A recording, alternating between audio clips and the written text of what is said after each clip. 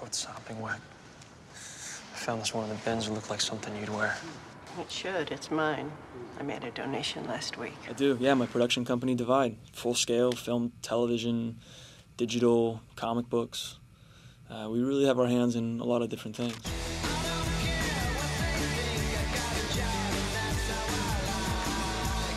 We're looking, we've got a film at a studio right now that we're looking to go into production with in the spring called 3 Days to Kill in LA.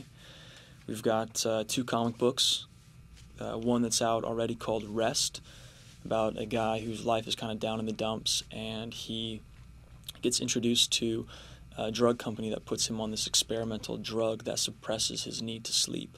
So he's awake 24 hours a day, 7 days a week, no side effects. But he gets caught up in this international espionage where he's kind of like the $1 million man. People want to capture him because he's got this implant in his brain that everybody wants.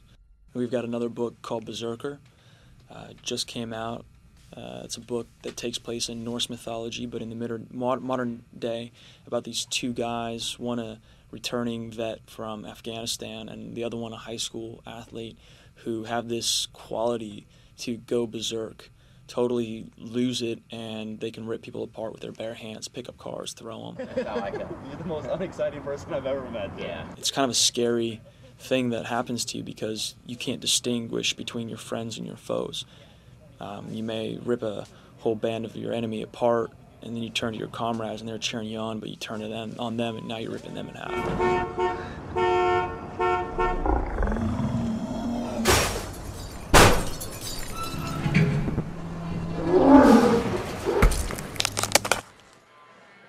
Will you just be a man? All right, just go over there and say what's up. It's a mall world about the teenagers that work in the mall. Stop.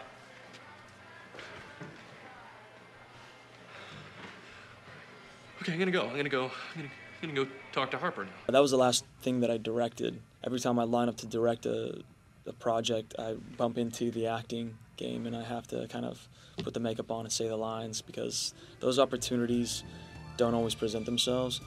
Directing, producing, comics all seem self-generated, and as much passion and want as I want to put into it, I can make those fly whether I'm 31 or 61. But acting, it's very specific, and I think the moments that I get those opportunities as an actor and get those jobs, I have to kind of embrace them.